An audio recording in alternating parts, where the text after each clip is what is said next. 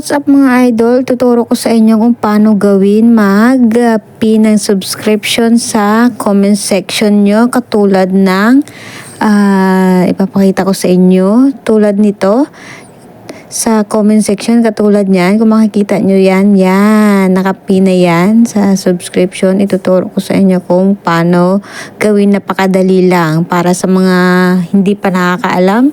So ayan na yung account ko, yung profile ko. So, ang gagawin lang natin ay pupunta tayo sa professional dashboard. Pindutin natin yan. Punta tayo sa monetization.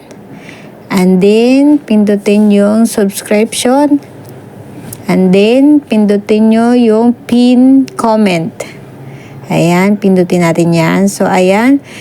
So, ayan guys, kailangan naka-on yung pin comment and then yung explain what you're trying to achieve. Ikaw na bahala kung ano ilagay mo dyan. And then, pindutin yung preview. And then, kung nakita nyo, ayan nakalagay. And then, publish. Then, yun na.